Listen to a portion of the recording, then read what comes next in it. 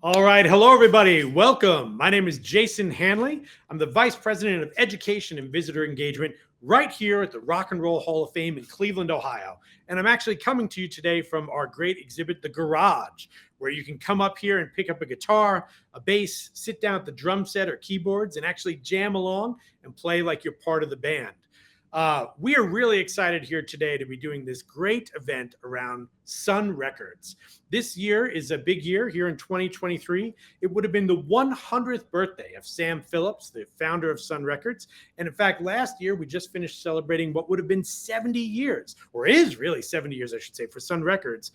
What an incredible history that Sam Phillips and Sun Records have had. They've always been an integral part of the museum here in Cleveland and a part of our exhibits to tell that story of really how rock and roll got started and how the early recordings were done, the incredible history of Sam Phillips and how he thought about music, was able to get musicians to record and distribute the music. And we've got a fantastic group of panelists joining me here today to talk about that. So let's welcome our panelists for today. First up, we've got the great Peter Guralnick. And I've got here today Peter's fantastic and long and great book on Sam Phillips. And Peter, of course, written so many other fantastic things, a great two-part biography of Elvis Presley, a great biography on Sam Cooke. And Peter, welcome so much. It's great to have you here with us today. Well, thanks. It's great to be back at the Rock and Roll Hall of Fame, even if it's only virtual. Yes, absolutely. And we know we'll see you here again. Peter's a good friend of the museum. And speaking of that, we'll also bring on the great Ben Vaughn, another great friend of the museum. Ben is a musician, songwriter, producer, has worked in film and television music. And in fact, I mentioned before we came on live here, Ben even had his band rip it up at one of our events we did at the Rock and Roll Hall of Fame down in Philadelphia. Ben, welcome. Great to see you today. It's great to be here. And last but certainly not least, we're joined by two folks who have been good friends of ours and have been here to the museum. And we've been down to visit them in Memphis. Jerry and Halley Phillips, of course, the son and granddaughter of Sam Phillips himself.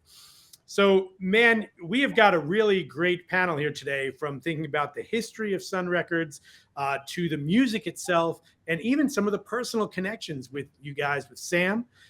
Thank you, everybody, again, for being here. We really appreciate it. Thanks for having us. Good to be here. So, Peter, I might actually start off with you. Not only did you write the great Sam Phillips book, The Man Who Invented Rock and Roll, but this past year, this fantastic photo book and essay book came out that you and Colin Escott did together. Mm-hmm. Colin, of course, the guy who also helped to put together the book that was used for the play $1 Million Quartet. And it's a really fascinating book to see all these great photos, beautifully printed in here. The story of Sun Records throughout those years, from the early days to when it sort of stopped recording, and also a fantastic list of songs you put in here. So maybe, Peter, let's start out just a little bit about you to help us frame the history of Sun and Sam Phillips a little bit. Well, I mean, I think Jerry Wexler said it all, the vice president of Atlantic Records, when he said that Sam Phillips, in a single decade, had created a millennium's worth of great music. And that's really true. And I mean, the point is, but what he set out to do was to give an opportunity. I mean, he originally set out to record nothing but black music. He said there were no other studios in the Mid-South, or even the South, I'm sure, which focused exclusively on black music. This was the music that had inspired him, coming out of Florence, Alabama, working in the fields, listening to the black church. But it was the spirit of individuality. It was the spirit of just the free expression of the spirit that I think moved him most of all. And that's what led him to move to Memphis originally. And he opened his studio because he said, I would have been the greatest coward on God's green earth if I hadn't opened that studio in order to give those sounds voice. And all of the early recordings that he made, virtually all of them, were by black artists like B.B. King, Ike Turner, Howlin' Wolf, in whom he said, this is where the soul of man never dies. Thought that Howlin' Wolf was probably the greatest artist he ever recorded. But he continued to open up that opportunity to get people who had never had the chance, people who were untried, untested, unproven, whether they were black or white, to come into the studio and express what they had down deepest in their soul. And that's really the same thing he was looking for in Howlin' Wolf and in Elvis Presley. In Jerry Lee Lewis, and the little Junior Parker. And that's what came out in the music. It wasn't a technical thing. I mean, Sam had great ears. He would have been incredibly pissed if you had ever questioned his ears. There's one thing he had. But the point was, what he wanted was the sound that was coming out from inside. He wanted people to dig down deep and to discover something in themselves that maybe they didn't even know had existed, whether it was Johnny Cash or it was Rufus Thomas. And so that's what he did over and over and over again in the studio, and that's what, and it's what continues to give it life to this day. Yeah, I think it's amazing what you bring up too. There's obviously the names you mentioned: Jerry Lee Lewis, Elvis Presley, Roy Orbison recorded there. There's all these incredible names, right? But it's this massive history of all these other artists who came through those doors, who recorded something, and we still have the ability to listen back to all of that music today. And I think it gives a very interesting picture of what, not just the hits, but what Sam was seeing in and around Memphis and what he was able to capture there. Well, listen, as Sam might have said, let me tell you something. And Sam, when you bring up Jerry Lee Lewis, but listen, you can listen to the guitar of Willie Johnson playing on Howlin' Wolf's first records, playing all through those early years, and you'll discover just as much about music from Willie Johnson as you will from Jerry Lee Lewis. Even though, and I will concede, I don't think Jerry Lee has to concede his place to anyone. As Sam said about Jerry Lee, he said he had more innate talent than anyone else I ever encountered, and I think that's really true. But honestly, whether you listen to Little Junior Parker's Mystery Train or you listen to Elvis's Mystery Train, whether you listen to Little Junior Parker's Love My Baby, which was the B-side of Mystery Train and provided the pattern for Elvis's Mystery Train, which Sam always felt was one of the greatest songs he ever recorded, you're hearing the same thing. You're hearing the outpourings of the individual soul, and what Sam always said what he was looking for was individualism. And I can't say this right. I mean, I'll try to say it with Jerry here, but he was looking for individualism, but not just individualism, is individualism in the extreme. And that's what that's what he truly believed in. Right. And to the end of his life, I mean, even when he recorded Jerry and his brother Knox recorded John Prine in, when was that, about 78, 79, Jerry? 79, yeah. Wow. Yeah, 79. And Sam came into the studio and he did 3 cuts on him, and that's what he put John Prine on the spot. He says, "Can you put a little sex into it?" I mean, he had them slow it down. He blew up an amp in the in the studio to get the fragments that you would have exploding in Vietnam for that song.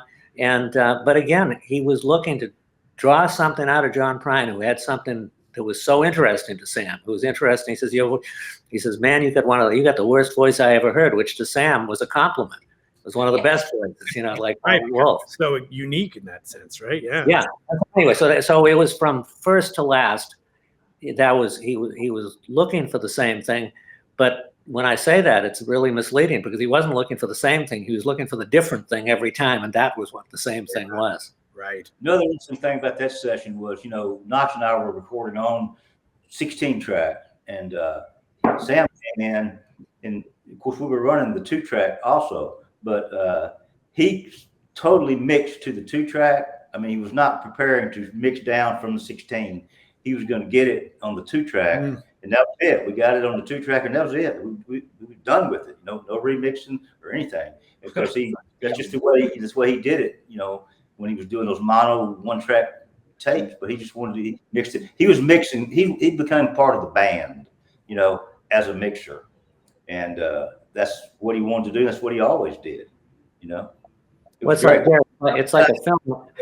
I hate to admit it, but out of all those songs we cut on John, the 2 that he cut, "How Lucky Can One Man Get" and "Saigon," were the best 2 cuts on the album. It took me a long time to admit that, but it's just true. When you got a master. When you got a master at anything, karate or use guitar or anything, but a master in the studio like Sam Phillips, it showed. I mean, the results spoke for themselves. But you mentioned those 2 songs, and they were totally different. They were totally opposite. I mean, one was just over the top, Saigon, and "How Lucky Can One Man Get" was just almost a folk song, just a pure, almost acoustic folk song. But he gave the same attention to each. But Yeah. but it's a great album. I don't want to take away Pink Cadillac. Everybody should listen to that album. It's a great album, and the label hated it then. They And it did. made Yeah, it I even know better. That's kind of how we do things in Memphis, He looked at John. He said, "John, you met the song, and the song met you." And I thought that was a pretty good way to put it. Yeah. I wanted to read real quick too from the book, The Birth of Rock and Roll, the Illustrated History, because Jerry Lee Lewis, in fact, did the intro to this in here too. And there was one line I thought that I wanted to see, if you guys could react to. It talks about when a whole lot of shaking going on first came out. And Jerry Lee in here writes, "It was what the people wanted to hear. It was real rock and roll, and that's what we did at Sun.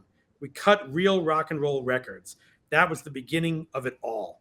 And I think even, Jerry, what you were just saying about that sort of mixing on 2-track and it being a performance, like there was a moment in the studio back then where it happened in the room and that's what you captured on the album. And that was it, right? And the mixing and doing it live would have been part of the whole experience. There's something that going back to these records still is a sort of pure authenticity to it for me that feels very visceral every time I go back and listen to those records. Well, that's when the magic happens. There's no doubt about it. And in my opinion, we've gotten a little bit far away from that these days. Let's fix everything in the mix, or let's overdub 5, 6 guitars and then pick the best 3 or 4 of the best ones and put them together and make one perfectly perfect guitar break. And I just think that's not what Sam Phillips was all about. Yeah, sure. Or nor Halley. Halley's the same way. The way she produces is that same way. Jerry and Halley, do you guys think you have something coming from that Phillips family legacy that you still try and capture now? Oh yeah, absolutely. Our recording studio, Sam Phillips Recording in Memphis, it's still a fully operational recording studio. We don't even do tours in there unless you're lucky enough to get one of us to take you in there, which we do often, but it's closed to the public because we really still want it to be a creative escape for people. We'd probably make a hell of a lot more money if we were doing, 10 tours a day in there and selling a lot of t-shirts. But, for us to interrupt a recording session to do a studio tour is just kind of, but to get everybody in the room and from everybody's approach to be fully a part of it, from the engineer to the assistant to the musicians, it is that special thing that you can't put your finger on in a recording, the energy that we house as human beings and how we can transfer it to one another to create something magical that's not perfect, but it's real. I think human beings recognize the truth. They just don't really realize why they know it sometimes, it's just something that we all house inside of us. And that's the way that I like to produce music and have people record, because you go in and I swear to God, you're a better band when you come out if you record like that. Ben, you've been producing and making records and writing songs for years. Is there something in the Sun Records legacy that connected to you, or something that you still look back on from those albums? Oh man, the Sun catalog. Well, I just had an opportunity because I curated one of the volumes of the 70th anniversary, and there it is, and I got access to everything recorded at Sun, which of course I decided I had to listen to everything. You had to hear it all just to be safe, right? Yeah. So no one saw me for an entire month. And I discovered stuff I didn't know existed, like the Miller Sisters, a really great country act. And the only reason they didn't break big is because That's All Right Mama came out at the same time their record came out, and all hands were on deck because you guys had a hit, and everybody had to promote that hit. But the Miller Sisters, they were sisters-in-law, and they cut a couple, I don't know, maybe 3 songs on Sun that blew me away. Dr. Ross, I rediscovered Dr. Ross. The thing that I think is maybe lost in the history of Sun in the outside world is how eccentric Sam was and how open he was. He was like a magnetic field for creativity. And, with Elvis and Jerry Lee, these songs were hits and they sold millions of records. So it's easy to think of him as just a hit maker. But his ear and his curiosity drove the label to sign some and bring some really interesting, diverse acts into that building. And that's what blows me away now, because I just got a new taste of the catalog, and I'm just astounded by the amount of great music that Sam recorded in such a short amount of time too. Ben, I'm going to read a line that you used in the line notes you wrote for your compilation. It says, in a sense, this is the hit parade from the Twilight Zone, a tribute to the magnetic field that was Sam Phillips. I love that line. I think the idea of the hit parade from the Twilight Zone is awesome. Well, yeah, for my volume, I decided to go deep into the Sun Underground and have no hits on it and see what's in there. Charlie Feathers is on there, Dr. Ross, Harmonica Frank, an incredible talent. And the guy played harmonica in his mouth while singing. I mean, you know, and you hear the slapback echo on the Harmonica Frank stuff. Like it's, Sam's expertise in getting an unusual, unique sound was starting right away. Yeah, Jerry, I think that's something you've talked about, you and Halley, before, that unique sound that came out of Sam Phillips in Sun Studio and then the Sam Phillips recording after that.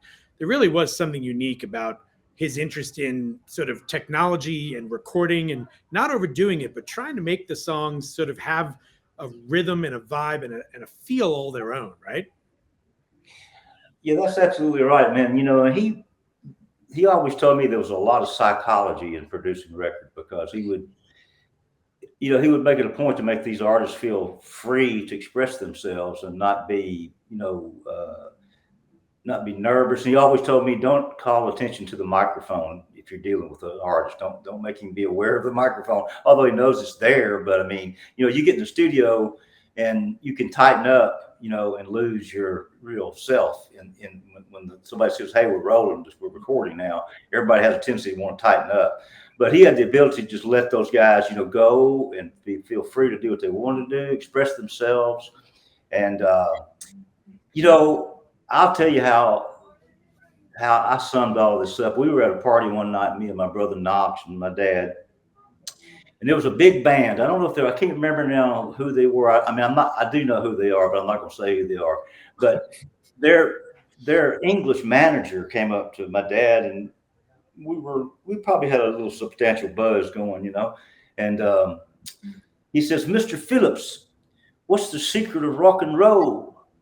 What's the secret of rock and roll?" And my dad looked at him with these evangelical eyes, right in the face there, and said, "Well, son, you got to reach way down deep inside yourself and pull it out of your asshole." That's what he told me.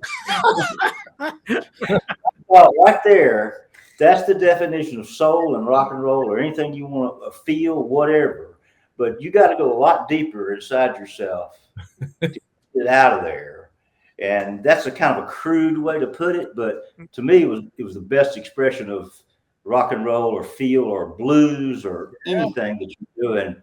You just can't let any of it stay in there, And so he had the ability to draw, like somebody said earlier, draw more out of those people than they thought they had in there. And that was some psychology going on there too,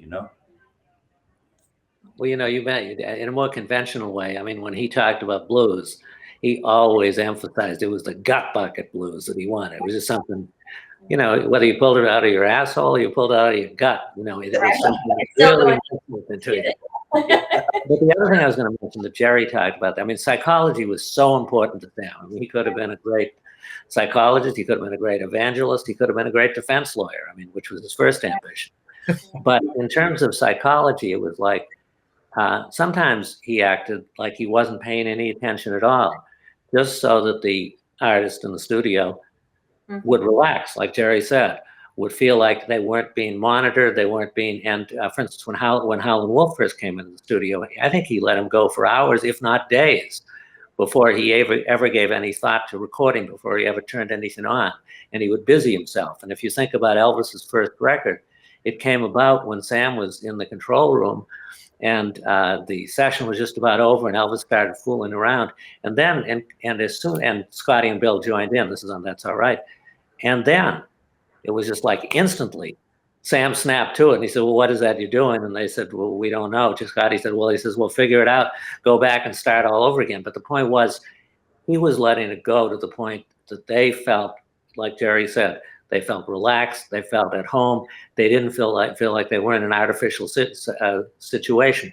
Even though Sam set up through slapback and through everything he brought to the recording, he set up artificial means to create a natural sound, which, sounds like contradictory, but it's exactly the same thing that Hemingway did in his writing. He created dialogue that sounded more like the way people talk than if you transcribe the way people actually talk. And I think that's what Sam was like, but that was his addition, or that's what he tried to contribute to the artist, to each artist, to bring out what each one of them had themselves.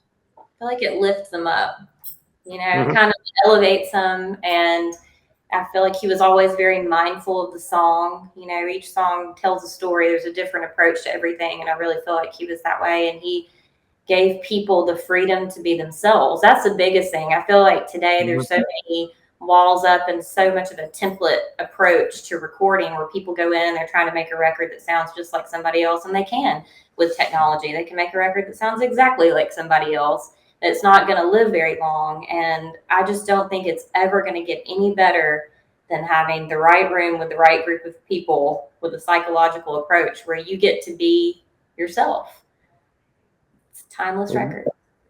Sally Wilburn tells the story. This is early on, maybe in 57. Not much, God knows why, but not much was going on in the studio.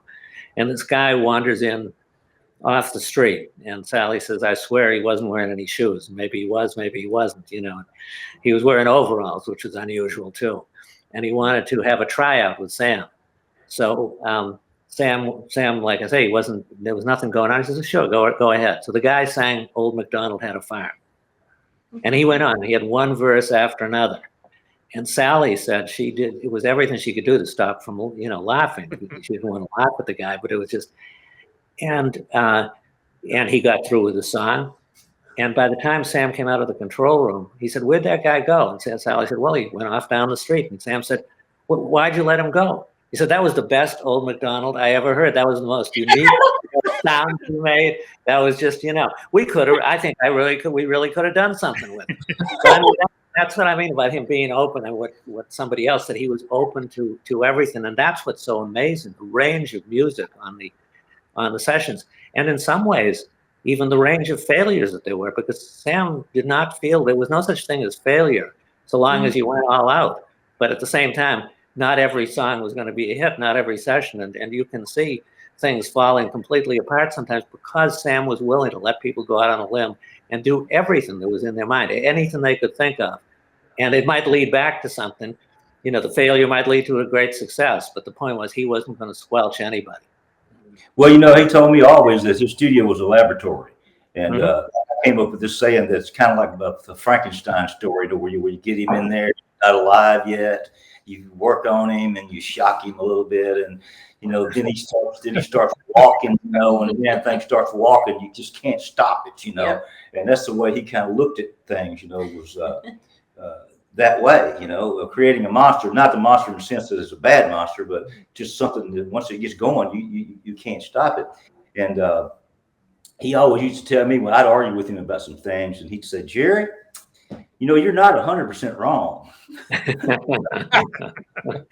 That was a big confession too. You're wrong, okay? You're wrong. But he was diplomatic enough for me to say, you're not 100% wrong, man, And but I also, after being around Sam for a while, I came up with this saying: when you're in the studio, you're not playing for the tape machine, you're playing for the universe. The tape machine just remembers it for you. And so I've told people that before, and they said, man, you know what? That's one of the most freeing things I've heard before I go into the studio is that, hey, I'm really not playing for the tape machine. I'm just playing for the universe, and it's going to be in there on that tape machine or Pro Tools or whatever it is now. It's going to be there, and you can get as many tapes of it as you want. But with the mindset that we're playing for the world right now, you know what I mean? And not just a 16, 24, 36 track, machine in there. But when you speak about laboratory, I mean, this is just one little interesting sidelight. When Sam recorded The Prisonaires, who were prisoners at the Tennessee State Penitentiary in Nashville, and there's a long story. It was hard for him to get permission to record them, but the initial impulse, Governor Clement had a program for rehabilitation, and it was a great hero of Sam's. But the initial idea was Sam could come into the penitentiary, could come into the prison and record them there. But Sam had no interest in that. He wanted to record them in his little laboratory of sound. And he got them transported at his expense and, with an armed guard to Memphis. And they recorded all day long. They recorded the song that they're best known by, Just Walking in the Rain, which they had already recorded and was a pretty good version already in Nashville.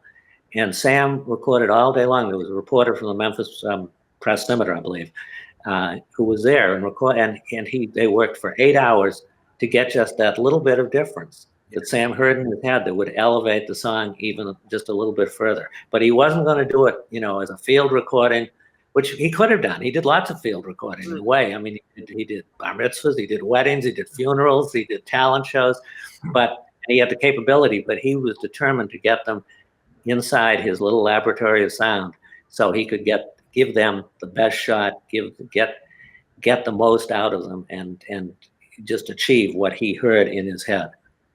Even when he was recording funerals, he would hide his microphones in the flower arrangements. You know what I mean? Mm-hmm. And that's, that's thinking things through. You know what I mean? He could have had some mics hanging from the ceiling or some crap like that, but he hid them in the damn flowers, for the funeral. And so that's just the way he thought, man. I mean, if you ever wanted anybody on your team, I don't care what you'd be doing, cutting the shrubs or watering the bushes or football team or anything, Sam Phillips is going to outwork you, outthink you. Believe me, that's what he did. And some of his doctors had told me that they would have to block out a 2-hour time frame for him every time he came to the doctor, because he had already studied what was wrong with himself. Oh boy. He knew what questions to ask. Right. And, he knew, and he was expecting a good answer. He already had the groundwork done. Right. He was ready to get into it. I remember one time when he went in and he gave that kind of a disquisition about what the prescription he needed. And the doctor said, and the doctor, but he says, well, I'm going to have to study that a little more before I prescribe. He said, what the hell else do you need to know? I already told you everything about it, And he was right, Yeah. But he studied everything. I mean, look, I was there for the flood when the studio flooded, WLVS, sprinkler system let go, and I showed up, and it is, again, there's a long story attached to that, but that's neither here nor there. But I had the opportunity to watch him for 8 or 9 hours, just commanding this legion of people, and get in a studio. Well, you were there, Jerry, I believe, and Knox was there. Everybody was there, but it was just like it was like watching this master builder, this master. Could have been a general, could have been anything, but he had all these people going. He knew exactly how to do it, and by the end of the day, everything was back in shape. Yeah. Well, let me say one more thing, and I'll let you guys talk a little bit more. But I've got to bring my brother Knox up into this conversation, because Knox really carried the torch of our family for the longest time. And there was a period of time there when he was healthy and everything that, you had to go through him to get to Sam. I mean, it was just true. He was like the screener or the manager or whatever. And he was very good at it. And he was always, like I said, he didn't want our legacy, our family legacy, to be forgotten. And he worked really, really hard at all that. And he was a great record producer. He was a great engineer. He was a great Memphis music politician. He was, he got the NARIS chapter basically here in Memphis, the Grammy chapter of NARIS here. And he just was a great diplomat for Memphis music and music in general. And I can remember coming in, I was in high school, Knox was in college. And I'd come in on my motorcycle late at night, and I'd been out maybe having a buzz, come in, Knox would be sitting there studying. I'd go, man, what are you doing? You're wasting your life studying in these books, And so, but he was preparing himself for the job he had coming up. And I don't know if he even knew it or not, but he was always very dedicated, very passionate about what he did.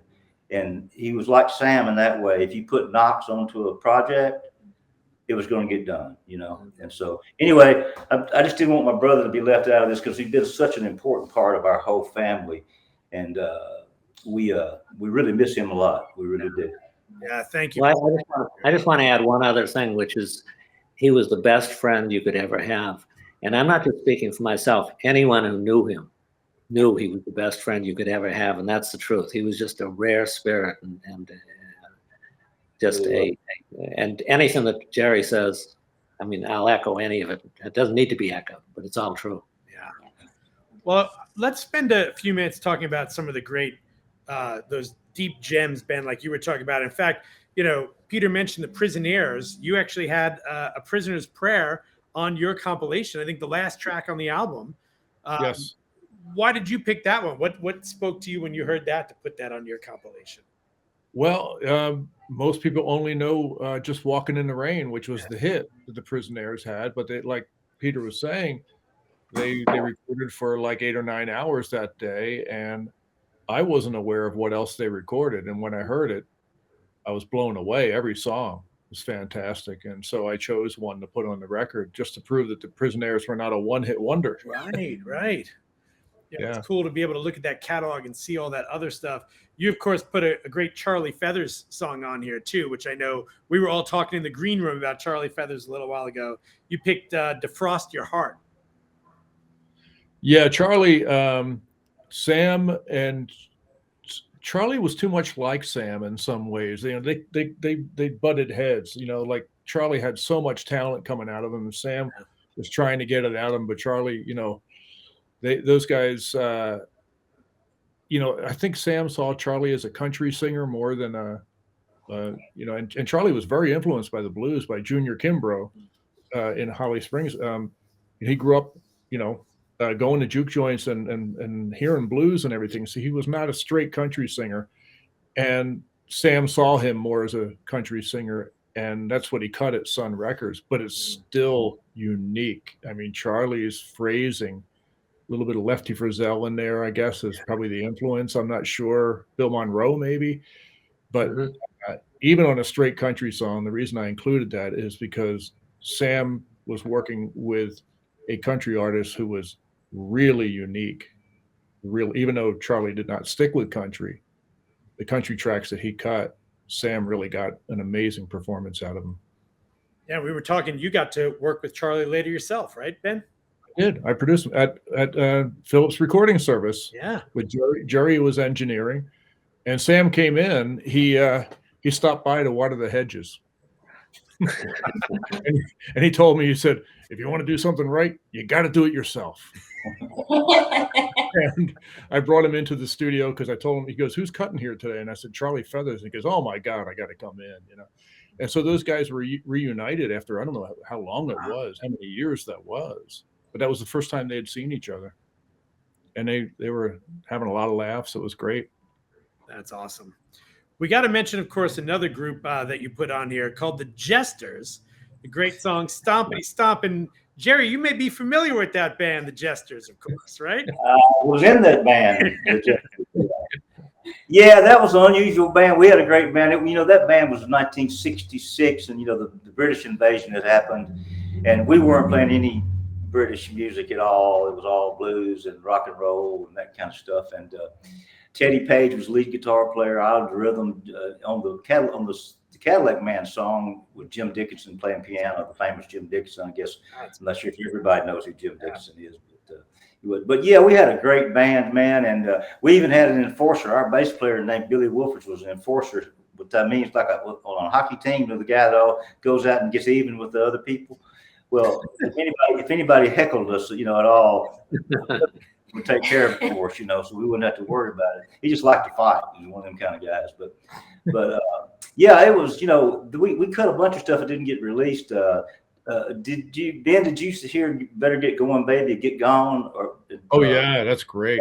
It's a pretty good song, you know, it really is. And there was a lot of them on there that were good. But yeah, I'm real proud to be in that band. And, you know, a lot of people, music type people have said that might have been the last really good Sun era sounding, you know, record that was recorded.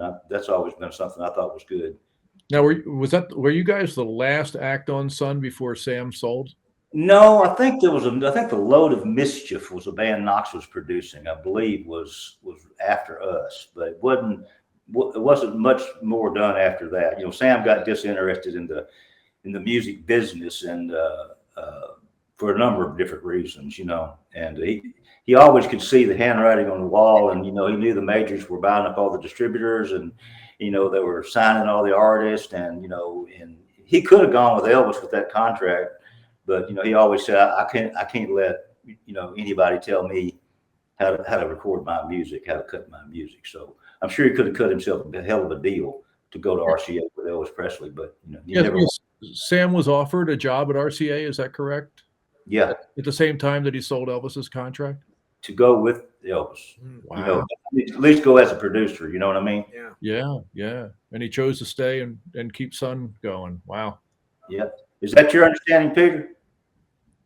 Well, I don't know, but you know, the thing with Sam, I'm with Jerry in that he couldn't have done that in a million years. I know that Steve Scholl called Sam up after the first Nashville session where Elvis recorded Heartbreak Hotel, among other things, and Steve said, did we sign the wrong person? Because Carl Perkins' Blue Suede Shoes was heading up the charts at that point. It was going to hit #1 on all 3 charts, and it was ahead of Heartbreak Hotel. And Sam said, no, you just got to give it time. But the point is that his view, I mean, he took the money that he got. He was on the verge of bankruptcy when he sold Elvis's contract. He owed money in a number of different directions, including within the family. And he, not the family here, but he took the money that he had, and he set Sun up on the basis that it needed to be set up, the financial basis. And the first song he cut was Blue Suede Shoes. I mean, it was within weeks of selling Elvis's contract, and he had it out before the first of the year, before the first of '56, and it just shot right up the charts. So, I mean, in a sense, the studio, you know, Memphis Recording Service, and the label, that was Sam's identity. And like Jerry said, he wasn't going to, you know, sell it to anybody. He wasn't going to work for any corporation. He wasn't going to work for any international corporation. He wasn't going to talk that kind of language. He was going to talk Sam language very, very eloquently and never too concisely. You know, when he had the label for sale, never too concisely. It's a preamble to the Constitution every time you talk to Sam, you know. Or not. Yeah. Or not. In fact, one of my interviews, he says, now I'm going to give you a preamble. And there was like a 2-hour preamble before we got to the actual interview. When he sold the label to Shelby Singleton, the reason he did, there was a lot of people trying to buy that label, a lot of major corporations trying to buy the label. And more money, Jerry. Pardon me? And more money available than what Shelby had.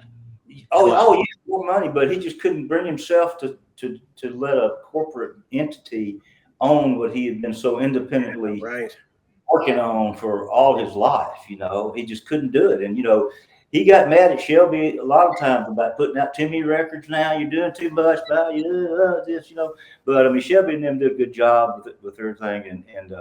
But they, you know, it's funny with Shelby.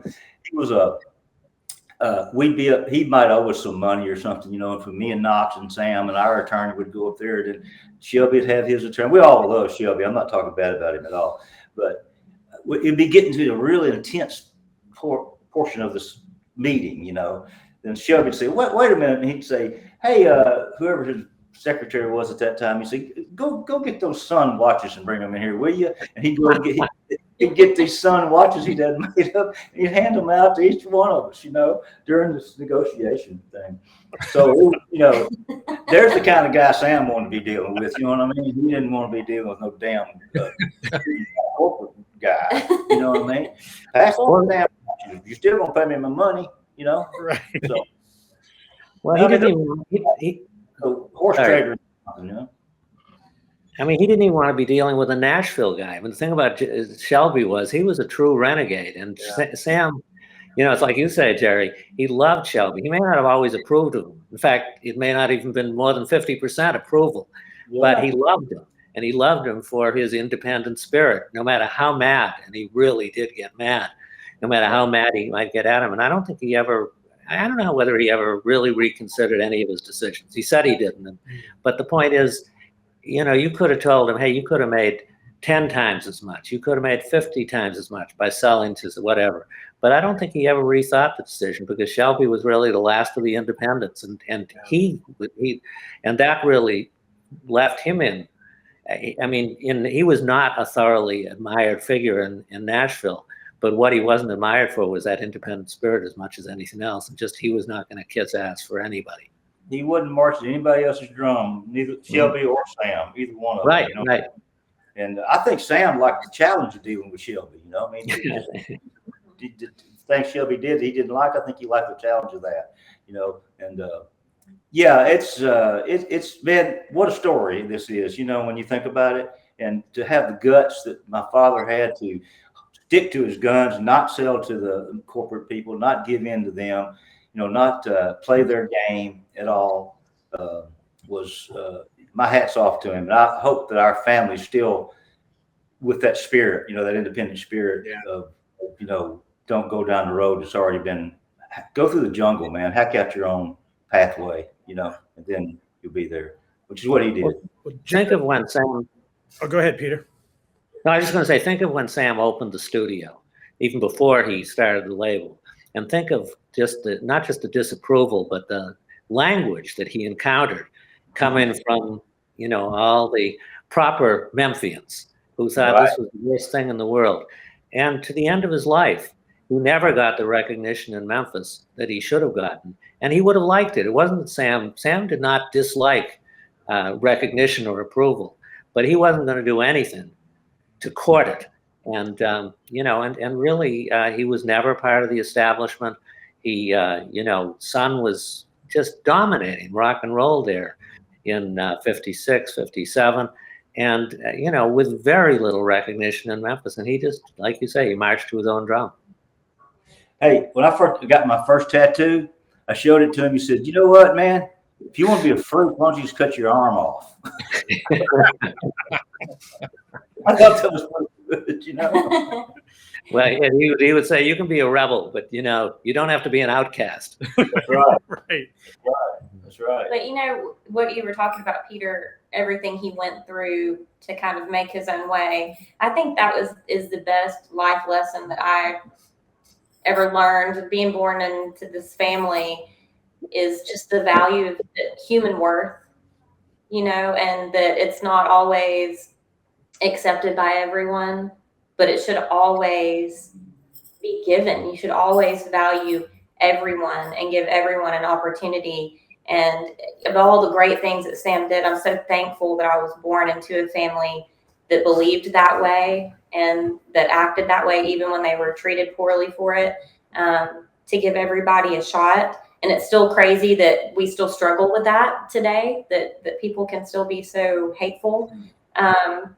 But I just want to say I'm very proud of that lesson that he taught me, and that I got to grow up underneath that light of loving people. Yeah. Halley, I got Well, look, too real quick. We were talking about Jerry's group, the Jesters, but you're actually recording and producing some stuff for Jerry right now at Sam Phillips Recording, right? Tell us a little bit about long overdue. A Jerry Phillips record is long overdue. He's got great songs. He doesn't give himself enough credit. He is an incredible artist, incredible songwriter, incredible entertainer. He's so much fun to watch perform. But we're going in, we're cutting a really raw, great record. We're not letting anybody rehearse before we go in. We've got a great set of musicians that are coming in there, but they're learning on the fly. And I'm whipping his ass a little bit. But he sounds really good. I mean, I'm honored that I get to do it. I said to you earlier, I think even if he wasn't my dad, I'd still want to produce his record. Right. It's good stuff. It's really, really good stuff. Make sure he's not aware of where the microphone is. I'm in the bushes, right? Right? Yeah. The flower. I just tell him running it down just to check out the levels, and then that's usually the take. I'm pretty hard to fool, but well, I'll tell you what, we could talk obviously for weeks, literally on end, about the incredible history of Sam and Sun Records. But as we kind of begin to wrap it up, I think maybe go around and ask each of you to think a little bit about what is the kind of legacy of Sam Phillips and Sun Records mean to you in the history of rock and roll, and maybe even to you personally. and think a little bit about what that history and why today, right now in 2023, it still feels so vitally important to me, at least, to the history of rock and roll. It feels like every day that story of Sun Records and the artist who recorded there and the work that Sam did still feels like it's a part of the DNA of every piece of rock and roll. So maybe I'll open it up, whoever wants to go first, but let's go around and see what you think about that. I'll go first. I think that, what I got from my father first and foremost was feel, in any, I don't care what genre of music you're in, what you're doing, you're going for the feel, which is what he did. And I think today when you hear a new artist, I think a lot of people don't realize what they like about something is generally the feel, of the song. And there are people who like lyrics and like poetry and stuff like that, and that's all wonderful. But when music comes to music, in my opinion, you're always looking for feel. Yeah. And that's what he was looking for. I'm telling you, he told me a million times, Jerry, it's all about the feel. And I think today, some of that is missing. I'm not criticizing anybody, but it's just, that's, to me, that's what he left. One of the legacies left for me was that if you're in the studio or if you're playing, you know where to pull it out of and put some feel. You put some feel into it, Right. I'll go next. The thing that to me that's most inspirational about Sam Phillips is the permission he gave himself to be Sam Phillips. He knew who he was, and he did not compromise that. And he was almost like the original beatnik too, like the way that he, before Kerouac, I mean, the language that he used and how, the music of the spheres and how everything has this cosmic kind of connection and meaning and everything, while he's running a recording service, he was ahead of his time in that sense, as far as like an enlightened thinker. And to be in the music business at the time that he came in and have that kind of thinking, he was kind of like a beatnik or original. I mean, just the way, the permission and the freedom that he had, and the belief he had in self-expression was totally inspirational. And that's through the generations. If you're going to look back, that's what Sam provided. That's why all that great music exists, because he believed that it was necessary to come out. Totally. That's a great point, Ben. Absolutely. Peter, how about you? Well, I'm with Jerry and Halley. I mean, it's and with Ben too. I'm not going to desert anybody, but it was feel. It wasn't formula. It was never, and it's as much the way I try to guide my writing as it would be to guide the music. I mean, it's all the most important thing. The thing you have to go for always is what where you dig deepest. And I think the other thing about it is 99.5 won't do.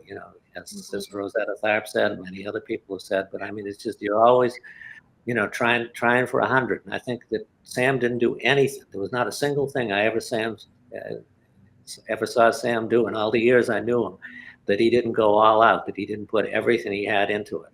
And I guess the final thing is just the music itself. It sounds as fresh today as it did when it was recorded. And I think the reason is, again, because it's coming out of the field, it's coming out, but it also, it doesn't stick to any formula. You do it this way, you do it that way.